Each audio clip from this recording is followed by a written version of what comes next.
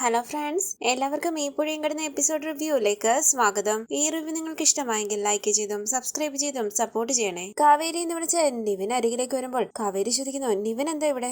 അപ്പൊ നിവിൻ പറയണ, ഞാൻ നിലയുടെ കാര്യം അറിഞ്ഞിട്ട് വന്നതാ കാവേരി. ബില്ലിങ് താ കാവേരി, ഞാൻ അടച്ചോളാം. വേണ്ട, എന്റെ കാശുണ്ടെന്ന് കാവേരി പറയുമ്പോൾ നിവിൻ പറയണ, അല്ല ഞാൻ നോക്കട്ടെ കാവേരി, എന്റെ ഫ്രണ്ടിന്റെ അച്ഛൻ കാർഡിയോളജിസ്റ്റാ, അതിനൊക്കെ ഇനിയും സമയമുണ്ടല്ലോ എന്ന് പറഞ്ഞ കാവേരി അവിടെ നിന്ന് പോവുകയാണ്. നിവിനും പിന്നാലെ വരുന്നു. കാവേരി ബില്ലടയ്ക്കാനായി വരുമ്പോൾ നിവിൻ പറയണ, ഞാൻ കൊടുക്കാം കാവേരി. വേണ്ട നിവിൻ കാവേരി പറയുമ്പോൾ ആ സ്റ്റാഫ് പറയുന്നു 10,500. കാർഡ് എടുക്കില്ല എന്ന് നിവിൻ ചോദിക്കുമ്പോൾ കാവേരി പറയാണ്, കാർഡൊന്നും വേണ്ട ചേട്ടാ, QR കാർഡ് ഉണ്ടോ? കാവേരി ഞാൻ കൊടുക്കാവുന്ന നിവിൻ പറയുന്നുവെങ്കിലും ഇത് ശ്രദ്ധിക്കാത്ത രീതിയിൽ നിൽക്കുകയാണ് കാവേരി. ബില്ലടച്ച നിവിനെ ഒന്ന് നോക്കിയിട്ട് കാവേരി അവിടെ നിന്ന് പോകുന്നു. പിന്നാലെ ഓടി വന്ന നിവിൻ ചോദിക്കുന്നു, കാവേരി എന്തോ ഒരു പിണക്കം പോലെ. അപ്പൊ കാവേരി പറയണ, ഞാൻ ആരാ നിവിനോട് പിണങ്ങാൻ? അപ്പൊ നിവിൻ പറയുകയാണ്, കുറച്ചു മുമ്പേ നമ്മൾ കണ്ടതല്ലേ, അപ്പൊ കുഴപ്പമൊന്നും ഇല്ലായിരുന്നല്ലോ. ഇത് കേട്ട് കാവേരി ചോദിക്കുന്നു, ആർക്ക് കുഴപ്പമില്ലാന്ന്? ഞാൻ അപ്പോഴും ഇപ്പോഴും എല്ലാം ഒരുപോലെ തന്നെയാ, എനിക്കൊന്നും മറക്കാനില്ല. ഇത് കേട്ട് നിവിൻ ചോദിക്കുന്നു, ഞാൻ എന്ത് മറച്ചെന്നാ? അപ്പൊ കാവേരി പറയണ, എന്റെ മൂഡും മൂഡൌട്ടും ഒക്കെ നോക്കി നിവിൻ എന്തിനാ സമയം കളയുന്നേ? കല്യാണം ഒക്കെ അല്ലേ, ഇങ്ങനെ ഹോസ്പിറ്റലിൽ ചുറ്റിത്തിരിഞ്ഞ് സമയം കളയാതെ വീട്ടിലേക്ക് ചെല്ല്. ഇത് കേട്ട് നിവിൻ മനസ്സിൽ പറയണ,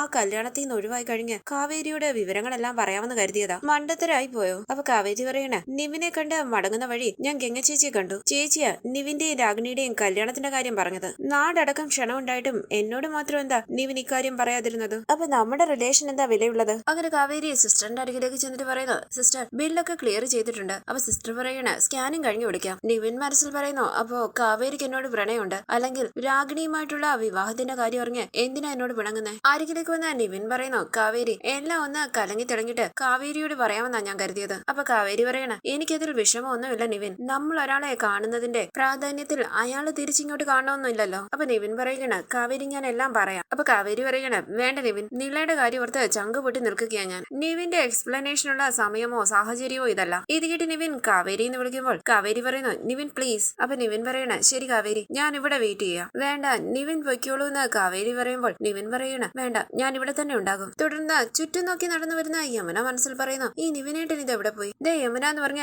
ഗംഗ വിനീതിനെയും കൂട്ടി അരികിലേക്ക് വന്നിട്ട് ചോദിക്കുന്നു, എടി നിന്നോട് അച്ഛമ്മയുടെ അടുത്ത് നിൽക്കാനല്ലേ പറഞ്ഞു? അപ്പൊ യമുന പറയണ, നിളമോൾക്ക് അസുഖമാണെന്ന് പറഞ്ഞപ്പോൾ എനിക്ക് സഹിച്ചില്ല ഗംഗേച്ചി, ഞാൻ ഇങ്ങോട്ട് ഓടി പോന്നു. യമുന എങ്ങനെയാ വന്നതെന്ന് വിനീത് ചോദിക്കുമ്പോൾ യമുന പറയാണ്, ഇങ്ങോട്ട് വരുന്ന വഴിയിൽ വെച്ച് നിവിനേട്ടനെ കണ്ടു. നിവിനേട്ടന്റെ കൂടെയാ ഞാൻ വന്നത്. ജീപ്പിലാണോ എന്ന് ഗംഗ ചോദിക്കുമ്പോൾ യമുന പറയണ, ബുള്ളറ്റില്. എന്നിട്ട് അവൻ എവിടെയെന്ന് വിനീത് ചോദിക്കുമ്പോൾ ചുറ്റും നോക്കി യമുന പറയണ, ഇവിടെ എവിടെയോ ഉണ്ടായിരുന്നു. ഗംഗ ചോദിക്കുന്നു, നിന്നോട് വീട്ടിലിരിക്കാൻ പറഞ്ഞാൽ കേൾക്കില്ല അല്ലേ? അപ്പൊ യമുന പറയണ, ഗംഗേച്ചി ഞാനിപ്പോ വീട്ടിലിരുന്നിട്ട് എന്ത് ചെയ്യാനാ? അപ്പൊ വിനീത് പറയുന്നു, പോട്ടെ നമുക്ക് ബ്ലഡ് ടെസ്റ്റിന്റെ റിസൾട്ട് വന്നെന്ന് നോക്കാം. അപ്പൊ യമുന പറയുന്നു, അല്ല നിളമോൾ അവിടെ ഇല്ല, സ്കാനിങ്ങിന് കൊണ്ടുപോയെന്ന് അമ്മ പറയുന്നത്. എവിടെ സ്കാനിങ് എന്ന് വിനീത് ചോദിക്കുമ്പോൾ യമുന പറയണ, ദേ അങ്ങോട്ടാ വിനീതേട്ടാ. തുടർന്ന് കാവേരി നിവിന്റെ മുഖത്തേക്ക് നോക്കാതെ ഇരിക്കുമ്പോൾ കണ്ണു നിറങ്ങിയ നിവിൻ മനസ്സിൽ പറയുന്നു, കാവേരി എന്തിനാ ഇത്രയും ക്രൂരത? ഒന്നിങ്ങോട്ട് നോക്ക്. ഈ സമയം കാവേരിയുടെ അരികിലേക്ക് വരികയാണ് ഗംഗയും വിനീതും യമുനയും. അവർ നിവിനെ ശ്രദ്ധിക്കുന്നതേയില്ല. ഗംഗ ചോദിക്കുന്നു, കാവേരി സ്കാനിങ്ങിന്റെ ബില്ലടച്ചോ? അടച്ചു എന്ന് കാവേരി പറയുമ്പോൾ ഗംഗ ചോദിക്കണ, അതിനുള്ളത് നിന്റെ കയ്യിലുണ്ടായിരുന്നു? അതിനുള്ളതും കൂടി ഉണ്ടായിരുന്നു എന്ന് കാവേരി പറയുമ്പോൾ ഗംഗ ചോദിക്കുന്നു, എത്ര ടെസ്റ്റായി? ഇനിയും കുറെ ഉണ്ടോ?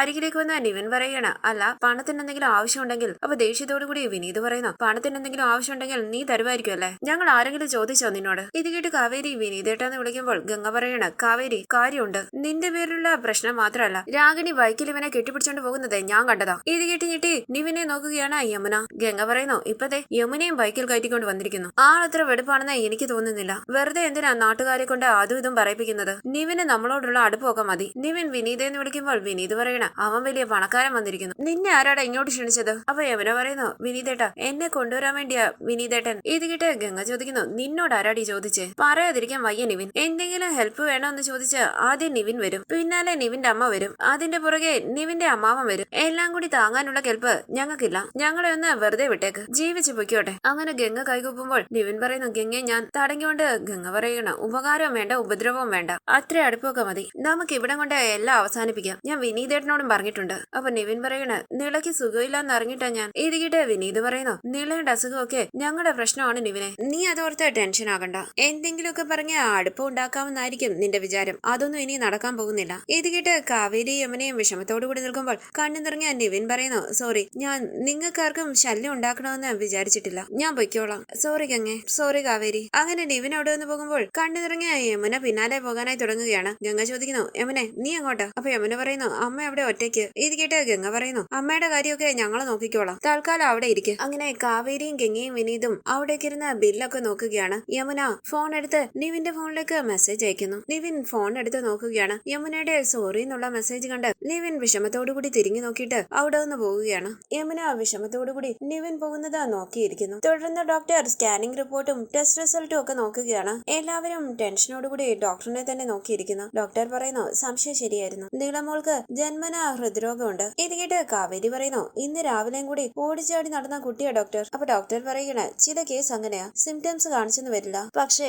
ഇനി ശ്രദ്ധിച്ചേ പറ്റൂ. ഇത് കേട്ട് ശാരദ ചോദിക്കുന്നു ഇനി എന്താ ഡോക്ടർ ചെയ്യാൻ പറ്റുക? അപ്പൊ ഡോക്ടർ പറയുകയാണ് ഒരു ഓപ്പറേഷൻ വേണ്ടി വരും. ഇത് കേട്ട് ഞെട്ടി ശാരദ ചോദിക്കുന്നു ഓപ്പറേഷനോ? എല്ലാവരും ഞെട്ടി ടെൻഷനോട് കൂടി മുഖത്തോട് മുഖം നോക്കുകയാണ്. ശാരദ പറയുന്നു നീളമോള് കുഞ്ഞല്ലേ ഡോക്ടറെ, ഓപ്പറേഷന്റെ വേദനയൊക്കെ അവൾക്ക് എങ്ങനെ താങ്ങാൻ പറ്റും? അപ്പൊ ഡോക്ടർ പറയണ നീളക്കുട്ടി ഒരു 100 വയസ്സ് വരെ ആരോഗ്യമായിട്ട് ജീവിക്കണ്ടേ, നീളയുടെ ആയുസിന്റെ ദിവസങ്ങൾ കുറയ്ക്കാൻ വേണ്ടിയല്ല, കൂട്ടാൻ വേണ്ടിയാണ് ഈ ഓപ്പറേഷൻ. വിനീത് ചോദിക്കുന്നു അപ്പോ ഓപ്പറേഷൻ അല്ലാതെ വേറെ വഴിയൊന്നുമില്ലേ? ഇത് കേട്ട് ഡോക്ടർ പറയുന്നു ഇല്ല, വേറെ വഴിയൊന്നുമില്ല. എന്നത്തേക്ക് ഡോക്ടർ ഓപ്പറേഷൻ എന്ന് കാവേരി ചോദിക്കുമ്പോൾ ഡോക്ടർ പറയുന്നു എത്രയും പെട്ടെന്ന് ചെയ്യുന്നോ അതാ നല്ലത്. ഇപ്പൊ വീട്ടിൽ പോകാൻ പറ്റുമോ ഡോക്ടർ എന്ന് ശാരദ ചോദിക്കുമ്പോൾ ഡോക്ടർ പറയുന്നു വീട്ടിൽ പോകാം, ഇപ്പോ തൽക്കാലം ഒന്നും ചെയ്യാനില്ല, ഞാൻ മരുന്ന് തന്നുവിടാം, ഓപ്പറേഷൻ വരെ അത് മുടങ്ങാതെ കഴിക്കണം. ഇന്നോ നാളെയോ ഓപ്പറേഷൻ വേണമെന്നില്ല, 1-2 ആഴ്ച സാവകാശം കിട്ടും, പക്ഷെ 1 മാസത്തേക്കൊന്നും നീണ്ടുപോകരുത്. പിന്നെ ഓപ്പറേഷൻ അല്പം ചിലവേറിയതാണ്, പ്രോബ്ലം ഹാർട്ടിന്റെ വാൽവിനായതുകൊണ്ട് ഒരു 10 ലക്ഷം രൂപയെങ്കിലും ചിലവാകും. ഇത് കേട്ട് എല്ലാവരും ടെൻഷനോടുകൂടി നിൽക്കുമ്പോൾ വിനീത് ചോദിക്കുന്നു 10 ലക്ഷം രൂപയോ ഡോക്ടറെ?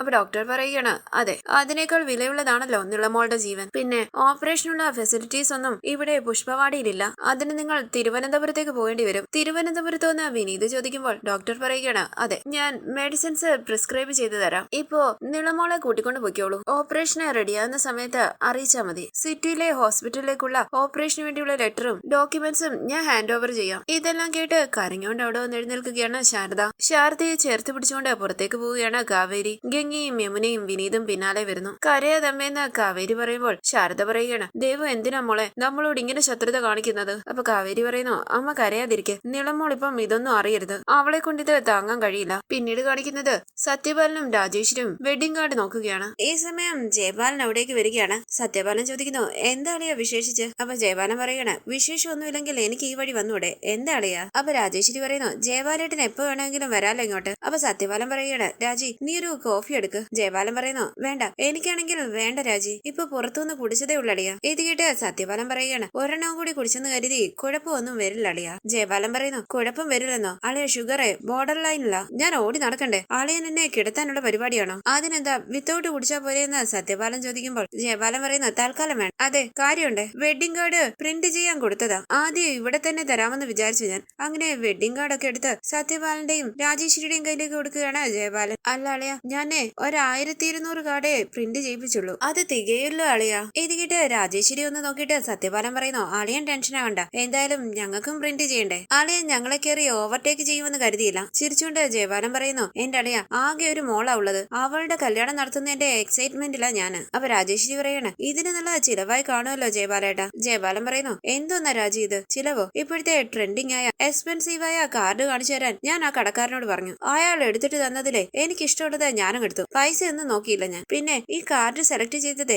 ആരാണെന്നാ വിചാരിച്ചിരിക്കുന്നത്? നമ്മുടെ രാഗിണി മോളാ. സന്തോഷത്തോടു കൂടി സത്യപാലൻ ചോദിക്കുന്നു ആണോ, കൊള്ളാം, നന്നായിട്ടുണ്ട്. അപ്പൊ ജയപാലൻ പറയണ ഇതിനൊക്കെ എന്റെ മരുമോൻ ഉണ്ടായിരുന്നെങ്കിലേ ഞാൻ സന്തോഷമായിട്ട് അങ്ങ് പോയേനെ, അതിനൊന്നിനും അവനെ കിട്ടത്തില്ലല്ലോ. സത്യപാലൻ പറയുന്നു രാജി നീ പോയി അവനെയും വിളിച്ചോണ്ട് വന്നേ, എല്ലാവർക്കും കാർഡ് കൊണ്ടുപോയി നേരിട്ട് കൊടുക്കണമെന്ന് പറഞ്ഞാൽ വലിയ ബുദ്ധിമുട്ടുള്ള കാര്യം തന്നെയാ. ഇത് കേട്ട് ജയപാലൻ പറയുന്നു അളിയൻ ഇപ്പൊ അതിന്റെ യാതൊരു ടെൻഷനും വേണ്ട, ബന്ധുക്കളൊക്കെ നമുക്ക് കോമൺ അല്ലേ അളിയ, അവരെയൊക്കെ ഞാൻ നേരിട്ട് പോയങ്ങ് ക്ഷണിച്ചോളാം. പിന്നെ അളിയന്റെയും രാജിയുടെയും സുഹൃത്തിന്റെ കാര്യങ്ങളും നോക്കിയാൽ മതി. ഇത് കേട്ട് സത്യപാലൻ പറയുകയാണ് അളിയനെ ഇങ്ങനെ എല്ലാത്തിനും ബുദ്ധിമുട്ടിക്കുക എന്നൊക്കെ പറഞ്ഞാൽ ജയപാലൻ പറയുന്നു ഓ ഇതിലെന്ത് ബുദ്ധിമുട്ടാ, കുറച്ച് ദൂരമുള്ളവർക്കൊക്കെ നമുക്ക് കാർഡ് കൊറിയറിൽ അയക്കാം, എന്നിട്ടങ്ങ് വിളിച്ചു പറയാളയാ, അത് മതി. ഈ സമയം നിവിനെയും കൂട്ടി അവിടേക്ക് വരികയാണ് രാജേശ്വരി. അമ്മ വിടെന്ന് പറഞ്ഞ് നിവിൻ അവിടേക്ക് വരുമ്പോൾ സത്യപാലൻ പറയുകയാണ് ദേ ജയപാലനങ്ങളെ നിങ്ങളുടെ വെഡിങ് കാർഡ് പ്രിന്റ് ചെയ്തോണ്ട് വന്നിരിക്കുക, നോക്കണ്ടെന്ന് പറഞ്ഞ വെഡിങ് കാർഡ് വാങ്ങിച്ചു കൊടുക്കുകയാണ് രാജേശ്വരി. നിവിൻ ചോദിക്കുന്നു ഇത് എന്ത് ചെയ്യാനാണമ്മേ? അപ്പൊ ജയപാലൻ പറയുന്നു എടാ നിവിനെ, ഒരു പരിചയക്കാരൻ കൊണ്ടുവരുന്ന കാർഡാണെങ്കിലും നമ്മളൊന്ന് ഓടിച്ചു വായിച്ചു നോക്കും. ഇത് കേട്ട് നിവിൻ പറയുന്നു ഞാനൊരു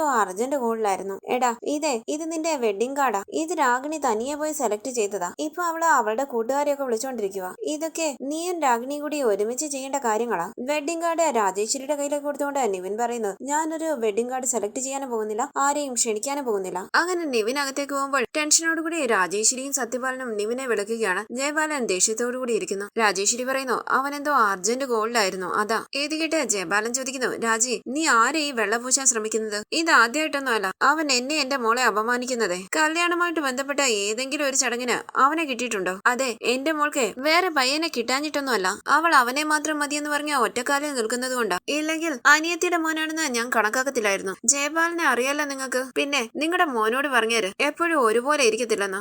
ഒരു നിമിഷം കയ്യിന്ന് പോയാ പിന്നെ പിടിച്ചാ കിട്ടത്തില്ല. പിന്നൊന്നും പറഞ്ഞിട്ട് കാര്യമില്ലാന്ന് പറഞ്ഞ ജയപാലൻ അവിടെ നിന്ന് പോകുമ്പോൾ സത്യപാലൻ ഉറക്കെ ജയപാലാന്ന് വിളിക്കുകയാണ്. ഒന്ന് പോളയാന്ന് പറഞ്ഞ ജയപാലൻ അവിടെ നിന്ന് പോകുന്നു. രാജേശ്വരി മനസ്സിൽ പറയുന്നു, ഈശ്വര ഈ കല്യാണം കഴിയുമ്പോഴേക്കും ആദ്യം പിടിച്ച് ചാകുമല്ലോ. തുടർന്ന് ശാരദ അരവിന്ദന്റെ പെട്ടി മുന്നിലേക്ക് വെച്ച് കാവേരിയോട് പറയുന്നു, എല്ലാ ദിവസവും കുറച്ചു നേരം ഞാൻ ഇതെടുത്ത് നോക്കാറുണ്ട്. അരവിന്ദേട്ടൻ ഗൾഫില് സാധനങ്ങൾ സൂക്ഷിച്ചു വെച്ചിരുന്ന പെട്ടിയല്ലേ. അവിടെ താമസിക്കുന്നവർക്ക് അലമാരയും നിലവറയും ബാഗും എല്ലാം ഈ ഒരു ഒറ്റ പെട്ടിയാ. വിലപ്പെട്ടതെല്ലാം അതിനുള്ളിൽ ഇരിക്കുന്നത് കൊണ്ട് അവരത് എന്നും തുറന്നു നോക്കി അടച്ച് ഭദ്രമായി സൂക്ഷിക്കുകയും ചെയ്യും. അരവിന്ദേട്ടന്റെ കൈവിരലുകൾ എത്ര വട്ടം വീണതായിരിക്കും ഇതിന്റെ മേൽ. ഇതിങ്ങനെ തൊട്ടും തടവി നിൽക്കുമ്പോൾ അരവിന്ദേട്ടൻ എന്റെ വിരൽത്തുമ്പിൽ പിടിച്ച് തൊട്ടിങ്ങനെ നിൽക്കുന്നത് പോലെ തോന്നും. പേടിക്കേണ്ട ശാരദേ, ഞാനുണ്ട് നിന്റെ കൂടെ എന്ന് പറയുന്നത് പോലെ. ഉറക്കമില്ലാത്ത പല രാത്രികളും ഞാൻ ഈ പെട്ടിയുടെ നേർക്ക് നോക്കി കിടക്കും. ഗൾഫിലായിരുന്നപ്പോൾ അരവിന്ദേട്ടന് ഏറ്റവും പ്രിയപ്പെട്ടത് ഈ പെട്ടിയായിരുന്നല്ലോ. അരവിന്ദേട്ടൻ പെട്ടിയിൽ അടച്ച് സൂക്ഷിച്ചിരുന്നത് വെറുതെ കുറച്ച് സാധനങ്ങളായിരുന്നില്ല, നമ്മളെ കുറിച്ചുള്ള ഓർമ്മകളായിരുന്നു. അപ്പൊ പ്രിയം കൂടുമല്ലോ പെട്ടിയോട്. ചില രാത്രികളിൽ ഈ പെട്ടി നോക്കി കിടക്കുമ്പോൾ ഈ പെട്ടിയോട് എനിക്ക് അസൂയയും ദേഷ്യവും ഒക്കെ തോന്നും. എന്നേക്കാൾ കൂടുതൽ കാലം അരവിന്ദേട്ടൻ കണ്ടത് ഈ പെട്ടിയാണല്ലോ നോർക്കും. മക്കൾക്ക് വേണ്ടി സമ്പാദിക്കാനുള്ള തിടുക്കത്തില് ഒരു ജീവിതം മുഴുവൻ മരുഭൂമിയിൽ ഹോമിച്ചു. ശരിക്കൊന്ന് സന്തോഷിച്ചിട്ട് പോലുമില്ല ആ മനുഷ്യൻ. എന്നിട്ട് എന്ത് നേടി? ആ മനുഷ്യന്റെ ഭാര്യ ഇപ്പോൾ സ്വന്തം കുഞ്ഞിന്റെ ഹാർട്ട് ഓപ്പറേഷനുള്ള പണത്തിന് വേണ്ടി അതേ പെട്ടിയില് അദ്ദേഹത്തിന്റെ പൊട്ടിയ സ്വർണ്ണ ചെയിൻ തിരയുന്നു. അത് ഇതിലുണ്ടോ അമ്മയെന്ന് കാവേരി ചോദിക്കുമ്പോൾ ശാരദ പറയുകയാണ്, അത് ഇതിൽ കിടക്കുന്നത് ഞാൻ കണ്ടതാ. ഞങ്ങളുടെ കല്യാണത്തിന്റെ സമയത്ത് അരവിന്ദേട്ടന്റെ കയ്യിൽ ആ ഒരു ചെയിൻ മാത്രമേ ഉണ്ടായിരുന്നുള്ളൂ. ആദ്യത്തെ സമ്പാദ്യം. ഒരു പ്രതിസന്ധിയിലും അത് വിൽക്കാൻ പാടില്ലെന്ന് ഞങ്ങൾ തീരുമാനിച്ചിരുന്നു. ചെയിൻ പഴകി തേഞ്ഞ് പൊട്ടിയിട്ടും മാറ്റി വാങ്ങാതിരുന്നത് അതുകൊണ്ടാ. കാവേരി ചോദിക്കുന്നു, അമ്മേ അങ്ങനെയാണെങ്കിൽ അത് വിൽക്കണോ അമ്മേ? അപ്പൊ ശാരദ പറയുകയാണ്, പണത്തിന് വേണ്ടിയല്ലേ, ഒന്നും രണ്ടും അല്ലല്ലോ, 10 ലക്ഷം രൂപ. അരവിന്ദേട്ടൻ പോയി ഞാൻ ജീവനോടെ ഉള്ളത് കൊണ്ടാ ഈ ഓർമ്മകളുടെ കാര്യമൊക്കെ നീ അറിയുന്നത് തന്നെ. ഞാൻ കൂടി പോയാൽ ഈ ഓർമ്മകൾ കൂടി മരിക്കും. അങ്ങനെ പെട്ടിയിൽ നോക്കുന്ന ശാരദ പറയുകയാണ്, ചെയിൻ കാണുന്നില്ലല്ലോടി, ഇങ്ങിതാമേ ഞാൻ നോക്കാന്ന് പറഞ്ഞ് പെട്ടിയിലെല്ലാം ചെയിൻ അന്വേഷിക്കുകയാണ് കാവേരി. പെട്ടെന്ന് കാവേരി കാണുകയാണ് അരവിന്ദന്റെ ഒരു മൊബൈല്. ശാരദ പറയുന്നു, അത് അച്ഛൻ ഗൾഫിൽ ഉപയോഗിച്ചിരുന്ന മൊബൈലാ. കാവേരി സംശയത്തോടു കൂടി ആ ഫോണിലേക്ക് നോക്കുകയാണ്. അങ്ങനെ ഇന്നത്തെ എപ്പിസോഡ് അവസാനിച്ചു. ഇനി അടുത്ത എപ്പിസോഡ് പ്രൊമോ റിവ്യൂ. അരവിന്ദൻ ഗൾഫിൽ ഉപയോഗിച്ചിരുന്ന ഫോൺ ചാർജ് ചെയ്ത് മെസ്സേജുകൾ വായിച്ചു നോക്കുകയാണ് കാവേരി. അരവിന്ദൻ ജയപാലിന് അയച്ച മെസ്സേജുകളെല്ലാം കാണുന്നു. തുടർന്ന് നിളയുടെ ഓപ്പറേഷന് വേണ്ടിയുള്ള പണം എങ്ങനെ ഉണ്ടാക്കണമെന്നറിയാതെ ടെൻഷനോടുകൂടി നിൽക്കുകയാണ് ഗംഗയും വിനീതും. കാവേരി അവരോട് പറയുന്നു, നമ്മുടെ അച്ഛന്റെ സമ്പാദ്യങ്ങൾ മുഴുവനും മറ്റുള്ളവർ അനുഭവിച്ചിട്ട് നമ്മുടെ നിളക്കുട്ടിയുടെ ഓപ്പറേഷന് വേണ്ടി നമ്മൾ ആരുടെയെങ്കിലും മുമ്പിൽ കൈ നീട്ടണം. അവളുടെ അച്ഛൻ സമ്പാദിച്ച പണം കൊണ്ട് തന്നെയാ തന്റെ ഹൃദയം തുടിക്കുന്നതെന്ന് ഒരുറപ്പ് നാളെ നിളയ്ക്കും വേണം ഗംഗേച്ചി. അങ്ങനെ കാവേരി അകത്തേക്ക് പോവുകയാണ്. തുടർന്ന് കാവേരി തോട്ടത്തിലേക്ക് വരികയും ശിവരാമനുമായി സംസാരിക്കുകയുമാണ്. കാവേരിയുടെ വാക്കുകൾ കേട്ട് കരഞ്ഞുകൊണ്ട് സത്യങ്ങളെല്ലാം കാവേരിയോട് തുറന്നു പറയുകയാണ് ശിവരാമൻ. ജയപാലൻ അരവിന്ദനെ ചതിച്ച് ആ തോട്ടം സ്വന്തമാക്കിയതാണെന്നും ജയപാലന്റെ ചതി തിരിച്ചറിഞ്ഞാണ് അരവിന്ദന് ഹാർട്ട് അറ്റാക്ക് വന്ന് മരണപ്പെട്ടതെന്നും ശിവരാമൻ കാവേരിയോട് പറയുന്നു. എന്റെ അച്ഛനെ ആ ജയപാലൻ കൊന്നതാണെന്ന് പറഞ്ഞ് പൊട്ടിക്കരയുകയാണ് കാവേരി. കയ്യിൽ പിടിച്ച് അരികിലേക്കിരുന്ന് ശിവരാമൻ കാവേരിയെ സമാധാനിപ്പിക്കാനായി ശ്രമിക്കുമ്പോൾ കണ്ണീര് തുടച്ച് കാവേരി പറയുന്നു, ഇനിയും കരയാൻ പോകുന്നത് എന്റെ അച്ഛന്റെ വിയർപ്പിന്റെ വിലയായ ആ തോട്ടം തട്ടിയെടുത്ത ആ ചെന്നായ. ജയപാലൻ പറയേണ്ടത് പണത്തിന്റെ കണക്ക് മാത്രമല്ല, ചോരയുടെ കണക്ക് കൂടിയാ. പറയിക്കും ഞാൻ. അങ്ങനെ കാവേരി കരഞ്ഞുകൊണ്ട് ശിവരാമന്റെ കയ്യിൽ പിടിച്ച് തന്റെ കൂടെ നിൽക്കണം, തന്നെ സഹായിക്കണമെന്നൊക്കെ അപേക്ഷിക്കുകയാണ്. എല്ലാം കേട്ട് ശിവരാമൻ ഭയത്തോടുകൂടി കാവേരിയുടെ ഒപ്പം നിൽക്കാമെന്ന് സമ്മതിക്കുന്നു. ഈ സീരിയലിന്റെ കൂടുതൽ വീഡിയോസിനായി ചാനൽ സബ്സ്ക്രൈബ് ചെയ്ത് സപ്പോർട്ട് ചെയ്യണേ. താങ്ക്